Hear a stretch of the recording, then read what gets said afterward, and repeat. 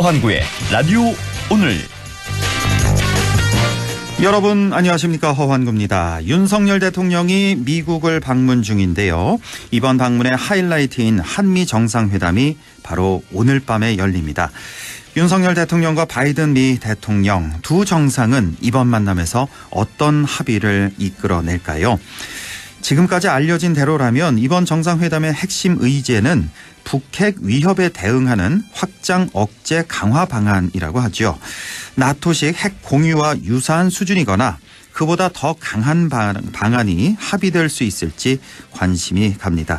우리로서는 북핵 위협 대응과 함께 우리 기업에 불리하게 작용할 수 있는 미국의 인플레이션 감축법, 반도체 지원법과 관련해 진전된 결과물이 나올 수 있다면 더 바랄 게 없을 텐데요. 오늘 밤 기대하면서 지켜봐야겠습니다. 4월 26일 수요일 라디오 오늘 광고 듣고 시작합니다.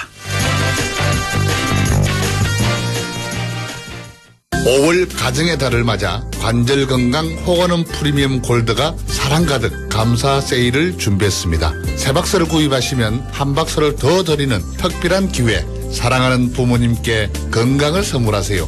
1833-3399 건강기능식품입니다. 제조원 동진제약, 판매원 매일생활건강. 자전거? 서핑보드? 여보, 어떻게 다 들고 가? 새로 나온 익스트림 레저 하이엔드 모델 터레스 TX로 볼드하지만 날렵한 디자인. 레저를 위한 다양한 기능까지. 터레스 TX 출시기념 전트림 30일인의 품질 불만족 시 차량 교환 보장. 하이드아웃 콜라보 기념 한정 판치와 출백 추첨 증정까지. 터레스 TX 지금 KG 모빌리티에서. 에즈랜드 쉽고 빠른 인쇄. 에즈랜드 나만의 감성 굿즈. 대량 옵셋 인쇄 소량 디지털 인쇄 스마트 프린트 플랫폼 에즈랜드. 원하는 만큼 필요한 만큼 인쇄 에즈랜드. 라디오 오늘 수요일 순서 시작합니다. 1부 새로운 시각으로 지역의 문제를 함께 생각해보는 허승규의 청년생각, 안동 청년공감 네트워크 허승규 대표와 함께하겠고요.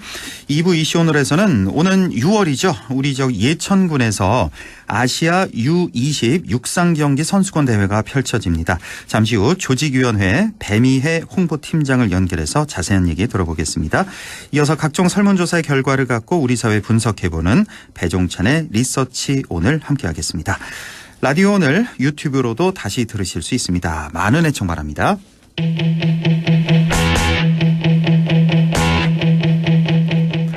네, 허승규의 청년생각 시작하죠. 안동 청년공감 네트워크 허승규 대표 나와 있습니다. 어서 오십시오. 네, 반갑습니다. 네, 반갑습니다. 자, 지난주에 국회 전원위원회 선거제도 개혁 방안 마지막 시간 그 세 번째 소개를 해 주셨습니다. 바로 소선거구제와 더불어서 권역별 준연동형 비례대표제에 대해서 자세히 살펴봤는데요. 자, 오늘은 어떤 주제 준비하셨어요? 네, 오늘 주제는 고향사랑 기부제입니다. 그 지방 소멸시대 지방자치단체 재정을 개선하고 지역경제를 활성화시키기 위해 올해 1월 1일부터 고향사랑 기부제가 시행되었는데요. 네. 이제 어느덧 100일이 지났는데 그동안의 성과와 한계를 살펴보고 또 앞으로 어떤 개선 방안이 필요한지 말씀드리고자 합니다. 아, 벌써 100일이 지났군요. 작년 9월쯤이었죠. 허승규의 청년 생각에서 이 바로 고향사랑 기부제를 주제로 해서 우리 허승규 대표가 자세히 전해 주셨는데, 자, 여전히 고향사랑 기부제 뭐 아시는 분들은 많이 아시겠지만 생소한 분들도 많이 계실 것 같습니다. 다시 한번 먼저 좀 소개를 해 주시고 오늘 본론 들어가죠. 네, 고향사랑 기부제는 주민이 자신의 주소지 외의 지방자치단체에 기부하면 세액공제 혜택도 받고 기부금의 30% 이내에 해당하는 특산품을 답례품으로 제공받는 제도입니다. 네. 열악한 지방자치단체 재정과 지역경제 활성화에 보탬이 되고자 만들어졌고요. 특히 일본의 고향납세 제도를 벤치마킹했는데 2008년 도입된 일본의 고향납세 제도는 도입 당시는 한 5만 3천여 건으로 출발했지만 2017년에는 무려 1,700만 건이 넘는 증가율을 보였습니다. 일본 사례를 참고해서 우리나라도 도입했습니다. 네, 첫 해는 5만 3천여 건이었는데 한 10년쯤 지나니까 무려 1,700만 건의 이런 실적을 보였다. 뭐 우리도 이렇게 될 것 같은데요. 자, 일본의 고향납세 제도를 벤치마킹한 고향사랑 기부제. 자, 다시 한번 좀 설명해 주시죠. 구체적으로 기부를 하려면 어떻게 해야 되는 건지, 뭐 대상은 어떻게 되는지요?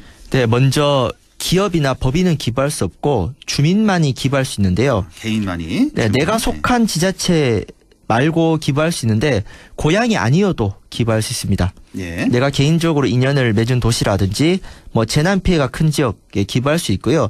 특히 최근에 관계 인구라고 주민등록 거주지는 우리 지역이 아니지만 뭐 학업, 직장, 휴양 등 여러 가지 이유로 우리 지역에 오래 머무는 사람들이 늘지 않습니까? 예. 이런 분들 또 이제 출향민뿐만 아니라 고향사랑 기부제 주요 대상입니다. 예.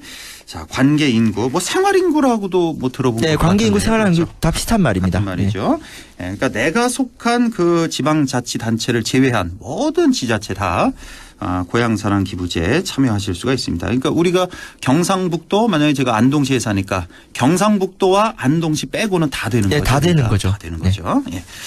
자, 그러면 얼마까지 기부할 수 있고 또 구체적인 혜택은 어떻게 됩니까? 네, 연간 500만 원까지 기부가 가능하고 네. 10만 원 이내 기부 시 전액 세액공제 혜택을 받을 수 있습니다. 네. 그러니까 10만 원을 기부하면은 10만 원 세액공제 받고 3만 원 이내 답례품을 받는 건데요. 예. 10만 원을 넘게 기부하면은 16.5% 세액공제가 됩니다. 네. 한편 건전한 기부 문화 조성을 위해 제한 사항도 있습니다. 뭐 강요하면 안 되고 모금 방법도 엄격하게 제한을 합니다. 광고 매체를 통해서 정해진 범위 안에서 해야 되고요. 네. 뭐 호별 방문이나 향후회, 동창회 활용 등은 불가능합니다. 이런 제한 사항을 숙지해서 지방자치단체에서 전략을 짜야 될 것 같습니다. 예. 자, 고향사랑 기부제. 내 고향이 아니더라도 전국 곳곳에 그 지방자치단체 기부를 할 수 있는 겁니다. 10만 원을 기부하면 그걸 그대로 다 돌려받는 거예요. 10만 원. 전액 세액 공제가 다 되고 여기에 플러스 3만 원 이내 답례품까지 받을 수 있다는 거. 자, 그러면 어떤 기대 효과가 있을까요? 네, 가장 먼저 우리 열악한 지자체 재정 증가 효과가 있겠죠. 예. 기부금은 뭐 문화예술 사업이라든가 보건 증진, 사회 취약계층 지원 등 주민 복리 증진을 위한 다양한 사업에 쓰일 수 있습니다. 네. 그리고 이 세액 공제로 인한 부담은 중앙정부와 지자체가 9대1로 부담을 하거든요. 아, 중앙정부와 지방정부 9대1. 네, 그 세액 공제. 중앙정부가 10대0 아니었어요? 네, 9대1이에요. 아마 제가 일은 잘못 알고 있어요. 그런 실무적인 비용이라고 생각이 들고 실질적으로는 90%니까 예. 거의 중앙정부가 부담을 하죠. 그렇죠. 그래서 결과적으로 이 제도가 중앙정부 재정을 지방정부 재정으로 이전하는 효과가 있습니다. 예. 그리고 두 번째가 그 답례품 구매를 통한 지역경제 활성화입니다. 기부금의 30%는 답례품을 사야 되니까요. 당연히 지역 업종에서 매출 증대 효과가 있겠죠. 그렇죠. 예. 네, 또 지자체 입장에서는 본인들 돈을 쓰는 게 아니라 기부금으로 구입하기 때문에 뭐 별도의 돈이 들어가지 않죠. 예. 그래서 또 답례품을 선물 받은 시민에게 자연스럽게 지역 특산품을 홍보하는 효과가 있습니다. 예. 맛있으면 또 시켜 먹는 것처럼요. 네. 그렇군요. 예. 그러니까 10만 원을 기부했다. 이렇게 따지면 우리 지방자치단체 입장에서 보자면 그 10만 원이 그대로 그 세수로 들어오는 거예요. 그렇죠? 우리 그렇죠. 안동시를 예를 들면 밖에 서울에 사는 누군가 안동시에 10만 원을 기부했다 그러면 그 금액은 그대로 다 안동시 재정이 되는 거고 여기에 3만 원의 답례품을 주게 되는데 그 돈은 어떻게 되는 겁니까? 안동시가 부담해야 되는 거죠. 그건 이제 안동시가 부담하고. 그러니까 실질적으로는 10만 원에서 예. 3만 원 빼고 한 7만 원이 들어오는데 중요한 건 그 3만 원이 안동시 특산품을 사니까 그렇죠. 안동 지역 경제에 도는 효과가 있고요. 되고. 거기다가 그 제도 운영 비용, 뭐 발송비라든가 홍보 비용 같은 것들은 빠질 것 그런 같습니다. 건 또 지방 정부에서 부담을 하고. 그러니까 저도 이제 작년에 이게 얘기가 이제 됐잖아요. 허승규 대표가 이제 소개를 해줬는데. 이거 정말 좋은 제도다. 저 처음에 딱 이걸 듣고 그런 생각이 들었거든요. 워낙에 이제 지방 소멸 문제가 심각하다 보니까 저는 이걸 들었을 때 500만 원까지 한도였는데 이거 왜 500만 원이 좀 더 했으면 좋겠다 생각이 처음에 들었고 개인만 할 수 있다. 이것도 제한이 있었잖아요. 예. 이것도 좀 조금 더 이제 폭을 좀 넓혔으면 훨씬 더 활성화되지 않을까. 예. 이런 생각이 있었는데 자. 이제 100일이 지났습니다. 좀 돌아보겠습니다. 자, 지금 100일 동안 해보니까 실제로 어떤 효과가 있었는지 뭐 어떤 평가가 지금 내려지고 있는지 좀 설명해 주시죠. 일단 경북 북부 지역만 보면요. 지난 3월 30일 기준 통계입니다. 예. 예천군이 제일 많습니다. 2억 한 3,750만 원 정도 들어왔고요. 예. 1,027건. 그리고 의성군이 1억 9,400여만 원, 804건. 그 다음이 이제 안동시 3억 2,770만 원, 예. 1,144건이고요. 그 다음에 상주시가 1억 2,804만 원, 네, 1,020건인데 요 4개 지자체가 이제 1억 넘게 모금했습니다. 예. 특히 예천은 경북 도내에서 가장 많은 모금을 했는데 이유를 살펴보면요. 홍보를 굉장히 열심히 한 게 있고요. 예. 또 답례품인 삼강나루 캠핑장 이용권도 좀 한몫을 했다고 볼 수 있는데 어쨌든 이런 액수를 떠나서 실제 해보니까 여러 가지 문제점들이 나왔어요. 그래요? 어떤 문제점? 네, 특히 이거 관련해서 지난 4월 13일에 경북 지역구 국민의힘 이만희 국회의원 주최로 이거 기급진단 토론회를 했는데요. 예, 예. 일단은 아까 그 허한구 아나운서님 말씀하신 분도 많이 나왔는데 역시 이건 쟁점이 이거죠. 어떻게 하면 기부자들의 참여를 높일 수 있을까? 예, 예. 모금을 하는데 방해가 되었던 점들이 무엇이고 이걸 어떻게 바꿀까 이런 내용인데요. 예. 먼저 첫 번째로 그 방법 제한을 좀 완화해야 되는 거 아니냐. 지금 제한이 좀 있어요. 몇 가지 소개를 해 주셨잖아요. 네, 현재는 이제 모금을 광고 매체로만 하게 돼 있어요. 그러니까 이 대면으로 이렇게 한 게 안 됩니다. 왜냐하면 이게 뭐 선거에 활용할 수 있다 우려가 있어서 그런데 예. 좀 규제가 너무 빡센 거 아니냐. 예. 또 향후에 동창회를 통해서도 하면 안 되거든요. 그러니까 이런 거예요. 안동시장님이 향후에 가서 예. 축사 한마디 하고 그 자리에서 여러분 우리 고양이 기부 많이 하세요라고 모금 받는 게 안 된다는 건데. 대면하면서 이거 광고하면 안 된다는 거죠, 그러니까. 네, 그러니까 사실 향후에 동창회야말로 예. 고향사랑 기부를 가장 많이 할 수 있는 단체 아니겠습니까? 예. 그러니까 좀 큰 돈이 모일 수도 있는 거고. 네, 이거는 좀 규제를 풀어야 되지 않겠냐라는 의견들이 많았고요. 예. 그리고 다음으로 기부 대상자 확대가 있습니다. 그러니까 대상자. 예. 지금 자기 거주 지역에 못 해요. 그렇죠. 그러니까 저만 해도 안동시를 사랑하지만 안동시 못 하고 있는데 이게 왜냐하면 아마 뭐 여러 가지 부패 가능성이라든가 그 답례품 업체와의 결탁 뭐 이런 것들 때문에 막아놨거든요. 그래요. 근데 일본 같은 경우는 답례품 제공 금지 조건으로 자기 지역의 기부를 허용을 합니다. 일본은 지금 네. 자기 지역에 기부를 할 수 있다. 그래서 뭐 답례품 대신에 다른 세액공제 혜택을 준다든가 그러니까 자기 거주 지역에 좀 열어주면은 아무래도 많이 하지 않겠습니까? 활성화되겠죠. 당연하죠. 예. 내가 살고 있는 곳이니까 네, 적극적으로 뭐 하겠죠. 그런 것들이 있고요. 예. 그리고 아까 아나운서님 말씀하신 것처럼 법인이 못하게 돼 있는데 좀 기업도 가능하게 하면은 1사1촌 운동처럼 네. 좀 기업과 농촌을 연결하는 예. 기업판 고향사랑 기부제 필요하다는 것도 있고요. 예. 그리고 아까 말씀하신 거 있죠. 500만 원. 나는 고향을 많이 사랑해서 한 1,000만 원 내고 싶은데 못 내게 한다는 안 되는 거예요. 거죠. 예. 저도 한 100억 있으면은 많이 내고 싶습니다. 그래서 이런 제도 개선, 물론 이런 제도 개선의 맹점은 이거예요. 다른 뭐 정치자금 후원이라든가 이런 것들과 형평성 문제가 발생하긴 해요. 하지만 뭐 지방 소멸 대응이 더 시급하다고 본다면은 네. 뭐 이런 제한액을 다르게 할 수도 있지 않을까. 뭐 이건 좀 토론해 볼 필요가 있을 것 이게 같습니다. 지금 개인 자격으로만 할 수 있으니까 만약에 뭐 법인도 할 수 있다 그러면은 더 큰 돈이 또 모일 수가 있는 거고 뭐 대기업에서 뭐 몇 천만 원 몇 억씩 할 수도 있는 거고. 자, 이건 이제 뭐 100일 지났으니까요. 예, 앞으로 좀 개선해 나가면 되니까. 자, 그리고 또 한편으로는 기부자들 입장에서 보자면 이게 세액공제 혜택이 좀 적다는 의견도 있다는 것 같고 지금은 뭐 10만 원까지는 저액 세액공제가 되고 10만 원 초과부터는 이제 16.5%의 세액공제가 된다는 거. 자, 그리고 답례품 같은 경우는 이제 기부금 30% 이내로 해야 된다. 이건데 이것도 좀 늘리면 어떻겠느냐. 뭐 그런 의견도 좀 있는 것 같고.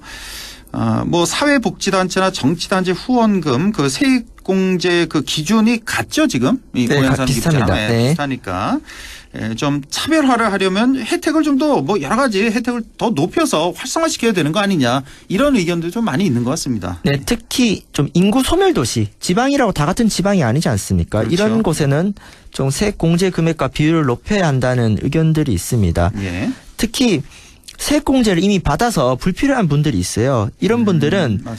세액 공제를 혜택을 포기하는 대신에 답례품 비율을 좀 높이면 어떻겠느냐. 그걸 그러니까 선택할 수 있다는 거죠. 선택. 그렇죠. 네, 근데 그러려면은 예. 답례품 비율을 30% 묶여있는 게 상한이 돼야 돼요. 예. 뭐 40%로 높이자. 뭐 이렇게 했을 경우에 지자체 입장에서 기부 금액은 줄어들 수 있어요. 답례품에 돈을 더 써야 되니까. 예. 대신에 그만큼 또 지역 경제 활성화에 보탬이 되고 예. 기부자를 더 많이 받을 수 있으니까 뭐 지자체 입장에서는 고려해 볼 수 있는 방안인 것 같습니다. 다만 뭐 과열 경쟁에 대한 우려가 있는데 뭐 이런 것들도 좀 해보면서 좀 보완하면 되지 않을까라는 의견이 있고요. 예. 그리고 또 하나 그 재미난 제안이 있었습니다. 예. 그 소득이 낮은 기부자 배려 방안도 제시됐습니다. 아, 이건 무슨 말이에요? 그러니까 고향이나 지역에 대한 애정을 확산시키려면은 예. 전 국민적인 동참이 필요한데 예. 소득이 낮은 사람들은 유인이 적잖아요. 예. 그래서 오히려 일본과 달리 일본 고향납세 같은 경우는 고소득자에게 많은 혜택이 갑니다. 그래서 우리나라 같은 경우 일정 소득 수준 이하 기부자들이 예, 예. 그러니까 저소득자가 기부했을 때는 오히려 그만큼 다른 혜택을 줘가지고 좀 다양한 계층들이 참여하게 만드는 것도 장기적으로 필요하지 않겠냐라는 제안도 있었습니다. 이게 혹시 그 얘기인가요? 그 소득이 일정 수준 안 되는 분 같은 경우는 뭐 세금 내는 게 없으니까 이런 분들은 세액공제 받을 필요가 없는 거니까 그래서 뭐 다른 혜택을 줘야 된다 뭐 이런 뜻 같은데요? 뭐 그럴 수도 있고요. 그러니까 기부자들이 아무래도 내가 돈이 적으면은 기부하기 어렵잖아요. 예, 예. 그래서 그분들에겐 오히려 더 다른 혜택을 줘가지고 내가 소득이 적더라도 참여를 유인할 수 있는 건데 뭐 방금 말씀하신 세액공제 부분도 가능할 수도 있고 아니면 뭐 또 다른 대안들을 또 고려해 볼 수 있을 것 같습니다. 알겠습니다. 뭐 여러 가지 얘기가 계속 나올 겁니다. 그렇죠. 뭐 또 한 1년 또 지나고 2년 지나고 또 개선점이 계속 드러날 테니까. 아마 많은 분들이 지방 사시는 많은 분들이 아마 다 이거 좋아할 그런 제도인 것 같습니다. 자, 고향사랑 기부제 활성화를 위해서 추가적으로 하고 싶은 말씀이 있다면요? 네, 일본이 2008년에 제도를 시행하고 나서 한 7년 정도 흐른 2015년부터 본격 활성화되고 있고요. 예. 지금 또 여러 가지 문제들이 있어서 계속 보완되고 있습니다. 그에 비해 우리나라에는 이제 100일밖에 안 지났습니다. 그래서 조급하게 생각하기보다는 중장기적인 관점으로 좀 토론을 해볼 필요가 있고요. 예. 그래서 과도하게 지자체별 순위를 매겨가지고 비교하는 태도는 좀 경계할 필요가 있고 예. 어쨌건 여전히 생소한 분들이 많아요. 그래서 더 많은 홍보가 필요합니다. 그렇죠. 예. 광고 하나 드리면 광고요? 예. 네, 우리 안동 MBC 시사 프로그램 사생결담에서 예. 고향사랑 기부제 점검하는 방송을 준비했습니다. 예. 네, 언제 어버이날 전날이죠. 5월 7일 일요일 오전 8시 35분에 그 한국지방행정연구원 지방재정실장과 우리 지역 패널들이 방송에 출연합니다. 아, 그래요? 네, 고향사랑 기부제 활성화시킬 수 있는 또 우리 지역의 목소리를 들리는 방송인데 우리 청취자 여러분들 많은 시청 바라겠습니다. 네, 이번 주 일요일 말고 그 다음 주 일요일에 방송이 되네요. 우리 허순규 대표가 또 출연하니까 또 활약상 지켜보겠습니다. 네, 감사합니다. 자, 오늘 이렇게 고향사랑 기부제 살펴봤는데요.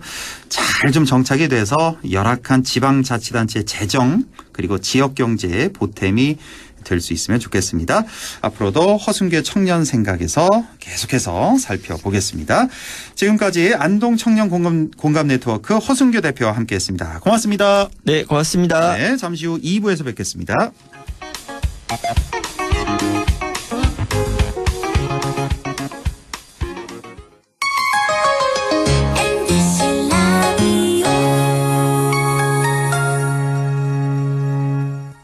가구 살 땐 꼭 한번 가보자. 안동 명품 가구 백화점. 흑표 흑침대, 양성국 갤러리, 금성침대, 한국가죽소파, 장수돌침대. 다양한 브랜드 가구를 한 곳에서 쇼핑할 수 있는 대형 가구 전시장. 안동 명품 가구백화점. 네 얼굴 와 글로? 야근한다고 티다. 네 월급은 와 글로? 최저임금은 안 오르지. 물가는 오르지.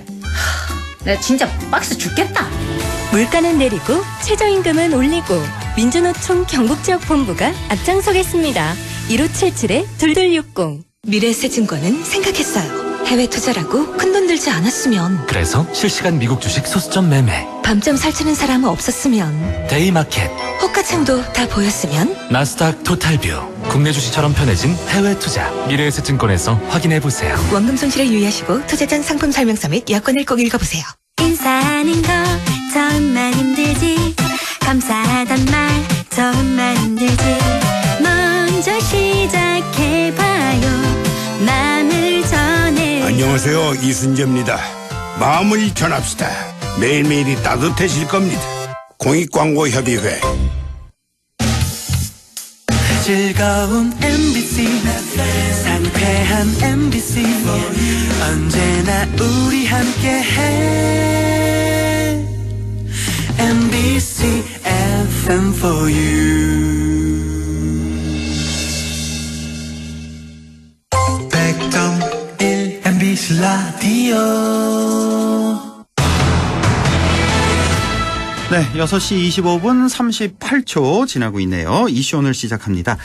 오는 6월이죠. 우리 지역 예천에서 큰 스포츠 행사가 펼쳐집니다. 바로 아시아 U20 육상경기 선수권 대회가 오늘로 38일 앞으로 다가왔는데요.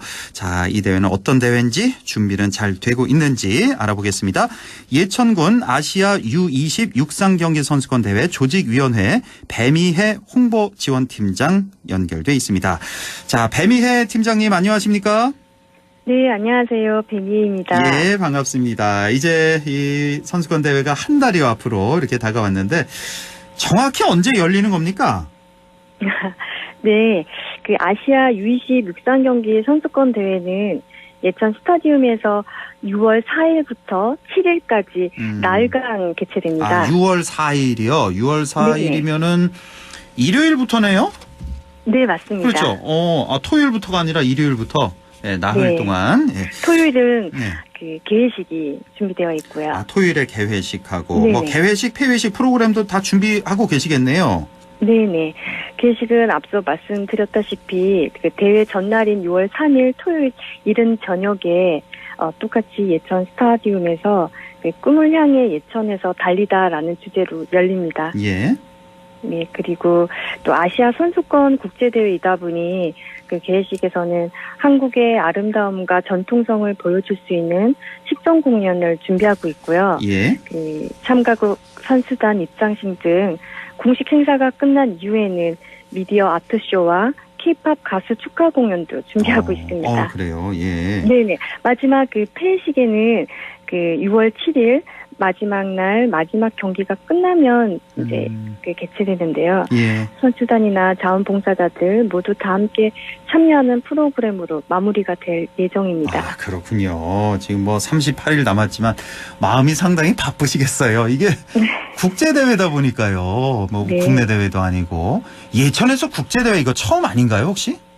네, 맞습니다. 처음이죠. 네네. 그러니까요. 그동안 예천군에서는 그 국내 육상 대회는 많이 치렀거든요. 그러니까요. 치렀는데 그 아시아 U20 육상 경기 선수권 대회처럼 이 국제 대회는 단일 종목으로 처음이고 우리나라에서도 처음으로 개최하는 대회입니다. 아, 이 U20 육상 경기 대회가 우리나라에서 처음이고 네. 예천이 이제 국제 대회 이렇게 소화하는 것도 처음이고 네네. 게다가 이제 군 지역에서 국제 대회를 소화하는 게 또 쉽지가 않을 텐데, 예.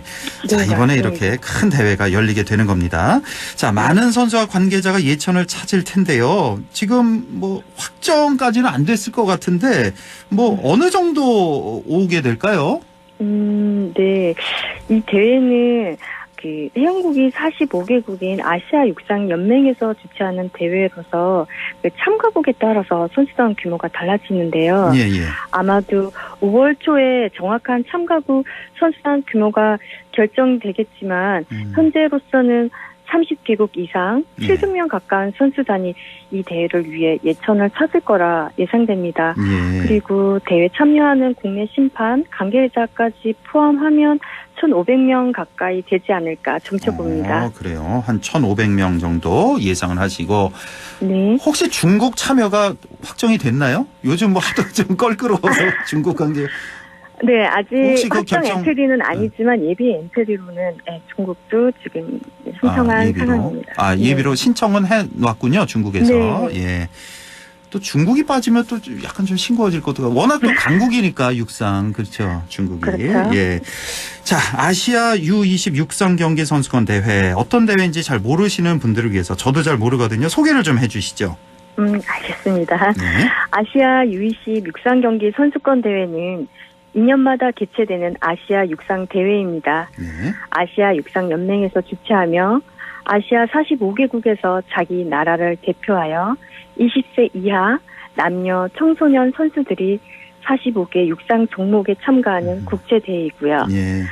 1986년 첫 대회가 자카르타에서 개최된 이래 2년마다 개최되었으나 코로나19로 2020년 방콕에서의 대회가 취소되고 이번 대회도 같은 이유로 1년 연기되었다가 드디어 올해 예천에서 열리게 되는 겁니다. 그렇군요. 지난 네. 86년에 처음 열렸고 2년마다 열리는데 2020년에 코로나 때문에 아예 취소가 됐고 네네. 원래는 이제 작년 2022년에 예천에서 열려야 되는데 역시 코로나 때문에 1년 연기해서 올해 열리게 되고 그러면 다음 대회도 혹시 결정이 됐나요? 다음 대회는 뭐 내년에 하나요? 아니면 또 2년 후에 하나요?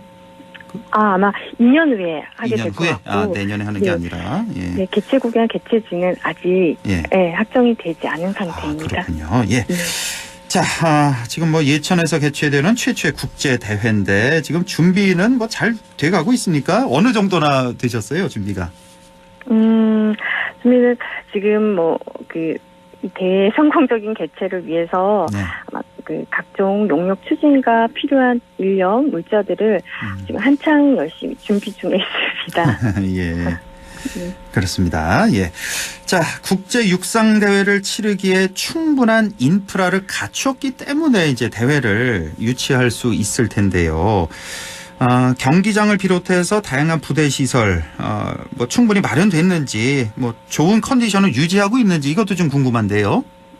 네, 좋은 컨디션은 물론 당연이고요. 예. 네, 저희는 국제공인 육상 경기장인 예천 스타디움을 비롯하여 사계절 육상 전용 훈련 돔구장, 경사로 훈련장 등을 갖추고 있어서 아마도 이제 참가하는 선수들 모두 경기에서 마음껏 기량을 펼칠 수 있을 거라고 기대합니다. 특히 또 이번 대회를 앞두고 저희 스타디움 내에 대형 LED 전광판 또 그리고 조명시설까지 완비해서 경기를 치르는 선수들뿐만 아니라 대회를 관람하는 관람객들에게도 편의를 지금 준비하고 있습니다. 조명시설까지 설치했군요. 그전에는 네. 없었다가 이번 대회를 없었다가, 위해서. 예. 네. 그리고 예천하면 또 육상 전용 훈련 돔구장 여기 유명하잖아요. 여기 뭐 맞습니다. 겨울철마다 뭐 전국에서 다 모인다면서요, 육상 선수들. 네, 저희가 전지훈련 1번지라 할 만큼 그러니까요. 많은 분들이 찾고 있습니다. 예. 자, 선수와 코치를 비롯해서 1,500여 명이 찾아오게 되면 저는 딱 떠오르는 게 혹시 숙박시설 이거 가능한가? 아니면 뭐 주위에 다 이렇게 좀 퍼져서 또 오가야 되나? 뭐 안동이라든지 뭐 이렇게 문경, 상주 이런데. 자, 그런 걱정 많이 하셨죠? 우리. 네, 맞습니다. 조직위원회에서도. 네. 뭐 준비는 어떻게 돼가고 있습니까? 네, 그 부분이 말씀하신 대로 이번 대회를 치르면서 힘든 부분 중 하나였습니다. 예천 관내 숙박시설 규모가 U20대에 참가하는 인원들을 모두 수용하기에는 또 부족함이 있어서 저희는 이제 예천읍, 도청 신도시, 또 인근 지역까지 숙박시설을 활용해서 일단은 부족함을 해결한 상황이고요.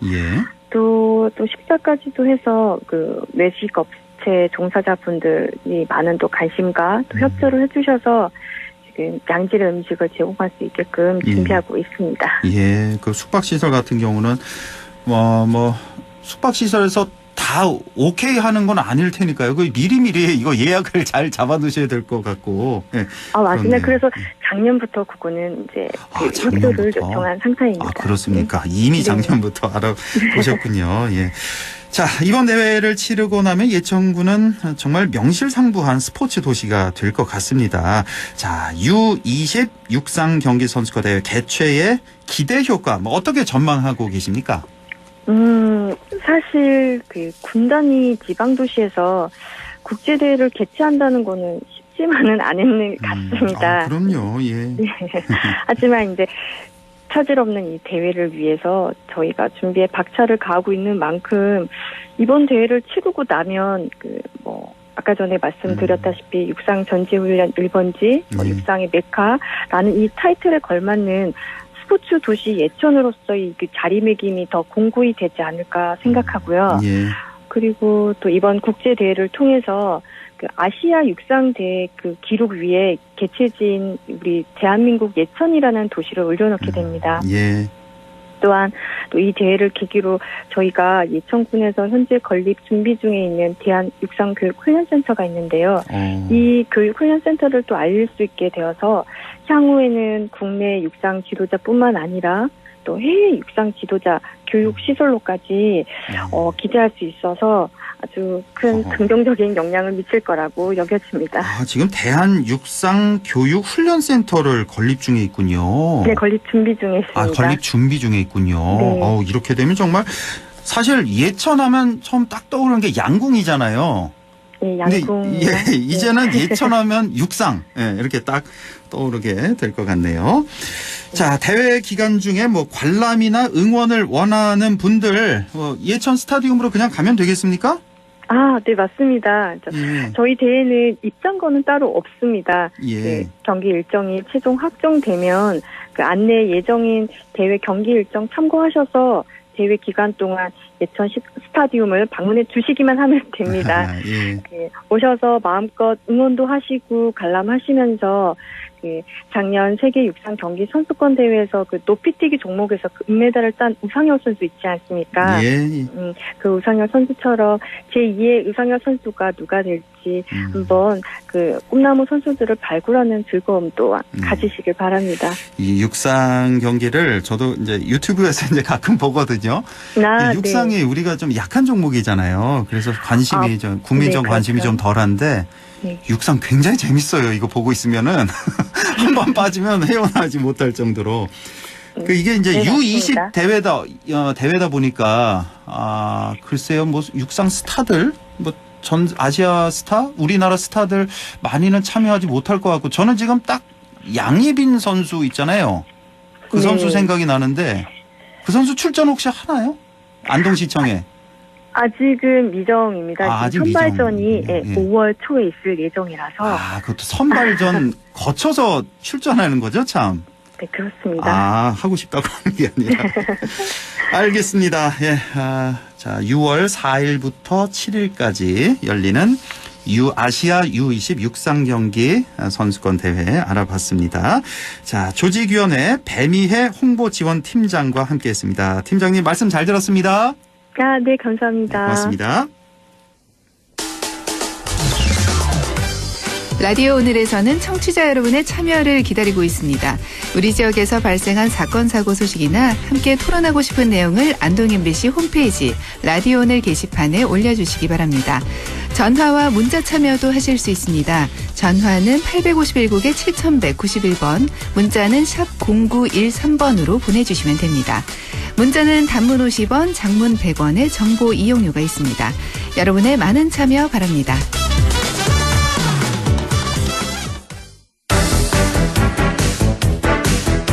네, 리서치 오늘 시작합니다. 인사이트 K 배종찬 소장 연결돼 있습니다. 소장님 안녕하십니까? 안녕하십니까, 배종찬입니다. 네, 늘 그렇듯이 오늘도 주제가 많습니다. 스피디하게 좀 진행을 하겠습니다. 자, 먼저 윤석열 대통령의 방미 전 지지율일 텐데요. 추세는 어떻습니까? 그렇습니다.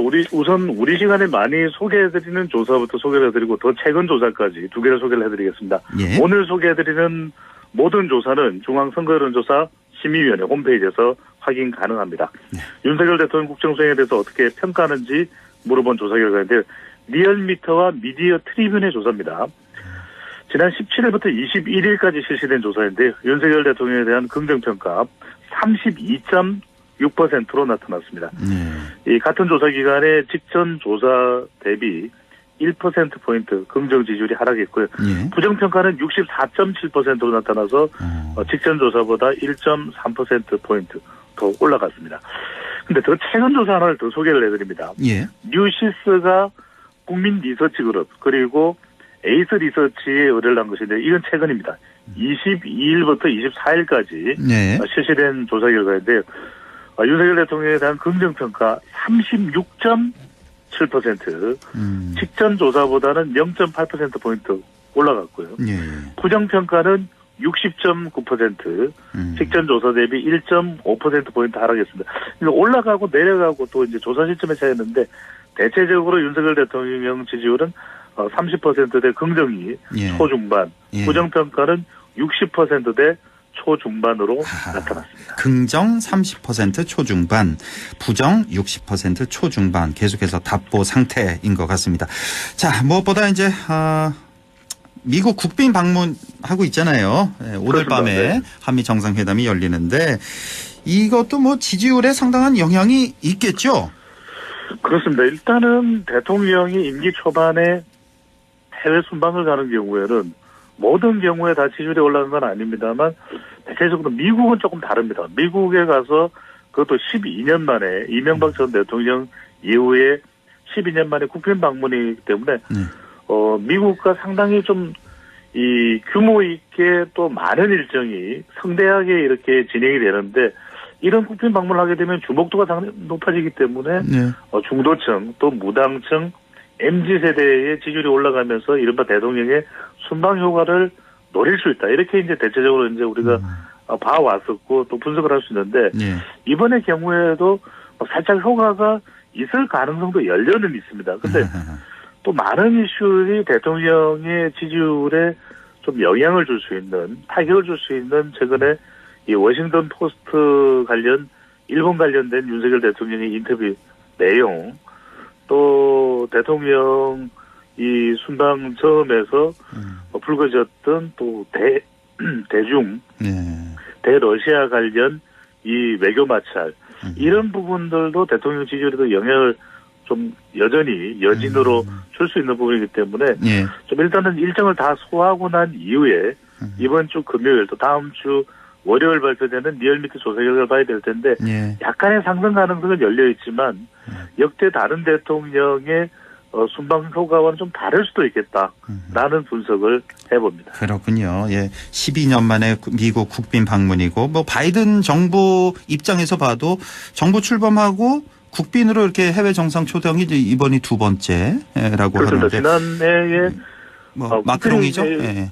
그렇습니다. 한 두어 번 정도, 한두 번 정도만 외국 정상의 국빈 방문을 맞이하게 되는데 지난해에 마크롱 대통령, 올해 상반기에는 지금 현재 윤석열 대통령, 올해 하반기에는 인도의 모디 총리가 국빈 방문이 예정돼 있습니다. 그러니까 이걸 좀 달리 생각해 보자면 다른 강대국들도 많은데 우리나라를 두 번째 국빈 초대했다는 건 얼마나 또 요구할 게 많아서 그럴까라는 뒤집어서 생각.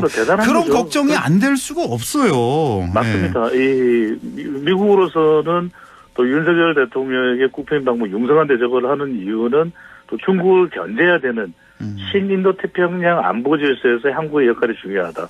그리고 지금 만찬장에 질 바이든 여사가 이 2m 정도의 벚꽃 나무를 장식을 해놨거든요. 이 벚꽃을 또 물병에 또 이 꽃 항아리에 꽂아서 테이블에 두게 되는데 이것도 의미하는 지금 전문가 분석은 각가지 나오고 있습니다만 대체적으로 일본에 대해서 상당히 파격적인 대일 외교를 하고 있는 윤석열 대통령에 대해서 적극적으로 지지하는 바이든 대통령의 메시지로 읽히고 있다. 읽고 있다. 그렇습니다. 수세에 몰려있는 윤석열 대통령이 지지율의 돌파구를 마련해야 되는 것도 한미 정상회담 이번 국빈 방문임을 또 인식하게 되는 건데 중요한 건 방금 전에 허영크께서 말씀하셨던 대로 그런 이 윤석열 대통령이 성과를 얻기 위해서는 미국이 또 요구하는 부분도 있고 우리나라가 얻어가야 될 경제적 성과인데 일단 넷플릭스의 3조 3천억 원 정도의 투자 정도를 이끌어낸 것에 대해서 뭐 긍정적인 평가가 있습니다. 하지만 중요한 건 역시 2차 전지 반도체 바로 이 부분이 오늘 밤입니다. 한미정상회담에서 얼마나 우리가 좀 끌어낼 수 있을지 또 파격적으로 바이든 대통령이 미국 여론 또 미국 내에 미국의 반도체 첨단 기술 산업을 우선해야 된다라는 여론이 있는데도 일본, 독일도 있습니다. 한국의 특별한 배려 또 핵 우산 협정에 대해서는 별도로 문건을 만들어서 한국의 안보 보장을 더 강화하는 이런 또 배려를 한다는 부분이 어떻게 국민 여론에는 전달이 될지 이 부분도 지켜볼 부분이 되겠습니다. 자, 뭐 넷플릭스 얘기를 하셨는데 이제 4년간 3.2조 정도 투자 유치했다고 하는데 뭐 1년에 한 8천억 정도 투자인데. 그렇죠. 근데 이거 뒷얘기를 들어보니까 이미 작년에도 8천억 투자를 했고 계속 투자를 하고 있었다. 그러니까 뭐 특별한 성과가 아니다. 뭐 이런 보도도 있고. 맞습니다. 사실 여기 투자하면서 넷플릭스가 워낙 또 가져가는 게 많다면서 수익 대부분을 또 다 가져가니까 이게 무슨 성과니 뭐 이렇게 또 하는 얘기도 있고. 이 얘기 들어보셨죠, 소장님? 그 왜 김건희 여사가 뭐 기여를 많이 했다 이걸 강조하기 위해서 대통령실에서 뭐 중간중간 김건희 여사에게 뭐 보고를 해왔다 뭐 이렇게 했는데 이게 또 문제가 되고 있네요. 그렇습니다. 이제 뭐 김건희 여사와 관련된 부분은 뭐 외교 의전상으로 넷플릭스 CEO를 만나는 자리에 또 김건희 여사가 배석을 했거든요. 한 그 정도 수준이면 될 텐데 굳이 이걸 너무 깊숙이 이제 논란이 일어나는 이유는 국정에 대해서 김건희 여사가 아는 정도의 정보의 범위가 어느 정도냐 이렇게 또 논란으로 퍼질 수가 있거든요. 그래서 지극히 간단 명료하게 넷플릭스와 관련된 부분에 대해서는 김건희 여사가 크게 관심을 가져서 뭐 보안이 유지되고 정보 공유가 가능한 범위 내에서만 했다 이렇게 되면 이렇게 전달이 됐더라면 좋았을 텐데 그러니까요. 대통령실에 상당히 그 3조 3천억 원의 투자를 받는데 김건희 여사가 상당히 뭔가 기여를 한 특별한 역할을 한 것처럼 또 인식되면 이제 논란이 되기 때문에 간단 명료하게 이해할 수 있는 것은 또 넷플릭스 문화에 대한 관심이 많은 김건희 여사가 그냥 관련된 정보를 좀 인정되는 범위 내에서 허용되는 범위 내에서 전달받았다. 이 정도가 맞아 보입니다. 그 정도라면 뭐 우리 국익을 위해서 투자 유치를 위해서 대통령이든 영부인이든 누구든 다 발벗고 나서야죠. 근데 거기까지는 좋은데 그렇지 않아도 계속해서 이제 정부 출범 이후부터 뭐 V1이 누구니 V2가 누구니 논란부터 해서 대통령 김건희 대통령 얘기까지 나오고 있고 등등. 또 대통령실에 또 김건희 여사 라인 뭐 그 인사 문제 이거 계속해서 이제 문제가 의혹이 많이 있어 왔잖아요. 그런 와중에 이 얘기가 나와서 더 시끌시끌한 것 같고 이것 좀 안 여쭤볼 수 없는 게 그 워싱턴 포스트 인터뷰였죠. 그 100년 전 일 때문에 뭐 무릎 꿇게 하는 건 윤 대통령 나는 받아들일 수 없다. 이걸로 지금 시끌시끌한데 이거 어떻게 보셨어요? 이 이슈는. 그러니까 국민 여론과의 온도차 이른바 뭐 동상이몽 현실 이렇게 봐야 되겠죠. 그러니까 대통령이 일본에 대해서 새로운 한일 관계 미래 한일 관계 정립이라는 것은 국민들도 이해를 할 겁니다. 그런데 이제 외교라는 것은 항상 표현이고 또 그것과 관련해서 국민들에게 어떻게 전달되는지가 중요한데 이 부분과 관련해서 이제 조금 설명을 드리면 왜냐하면 대통령의 지지율이 많이 높고 지금 공감하고 국민 여론이 공감하는 여론이 상당히 비등하게 높은 상황이라면은 대통령의 뭐 표현도 어떤 식으로든 이해가 될 겁니다. 그런데 그렇지 못하고 상당히 민감한 상황이거든요. 그렇다면 이런 표현이 더군다나 워싱턴 포스트는 외신이고 코엔크께서도 이제 언론에 종사하고 계십니다만 이건 실시간으로 생방송으로 전달되거나 또 심지어 논란이 되니까 워싱턴 포스트 기자가 녹취록을 공개하기까지 됐거든요. 이렇게 되면 상당히 받아들이는 국민들도 혼란스러울 수밖에 없습니다. 이런 말씀 드리고 싶습니다. 이제 김대중 전 대통령과 비교하는데 2008년 11월경에 이제 그 당시 시점에 김대중 전 대통령의 발언과 비교를 하는 방송들이 또 보도가 나오는데 그때는 IMF 외환위기 수습하면서 김대중 전 대통령의 지지율이 매우 높을 때였습니다. 98년이죠. 그러니까 1998년. 김대중 전 대통령에 관련된 외교적 발언과 또 그때 내용을 보면은 50년도 채 안 되는 그 고통스러운 시간으로 우리가 1500년간의 교류가 허무하게 묻혀서는 되겠는가라는 그런 메시지였지 감정적인 토론은 아니었거든요. 그래서 윤석열 대통령도 이렇게 여론이 민감하고 대통령 지지율이 낮은 상황이라면 사실 국민들한테 잘 전달되기가 매우 어려워요. 그러면 이럴 때일수록 외교적으로 더 순화하고 외신 대변인도 있고 보좌진도 있다면 그런 부분에 대통령의 발언에 대해서 실시간으로 나가는 것이 아니기 때문에 얼마든지 지난 이 아랍에미레이트를 방문했을 때도의 윤석열 대통령의 발언 파장은 얼마든지 현장에서 수습이 가능하거든요. 그게 왜 안 됐을까라는 또 논란이 생기게 되는 거죠. 오히려 해명 과정에서 더 문제였다. 여당의 수석 대변인이 뭐 주어가 없지 않냐. 여기 주어는 일본 아니냐. 그러면서 더 문제가 됐고 녹취록 공개하면서 또 사과하게 되고. 그러니까 계속해서 대통령의 이 말실수 취임 이후에 계속 이어져서 지금 뭐 중국과 러시아와 관계가 좀 상당히 좀 안 좋아진 거 이것도 다 말에서 입에서 나온 건데. 예, 데이터상으로 분석을 해드리면 결국 지금 윤석열 대통령의 지지율이 낮아져 버린 상태고 그렇다면은 보수층에서도 이탈이 있는 것이고 대구 경북이나 60대 주거층에서도 대통령의 핵심 지지 기반이지만 영향을 받는 것이거든요. 심지어는 순방 이후에 지지율이 올라가려면 아까도 말씀드렸듯이 중도층 또 무당층 지지하는 정당이 없다는 무당층 심지어는 MZ세대에서 지지율이 들어왔을 때 흡수가 됐을 때 우리가 이른바 지지율 상승이다.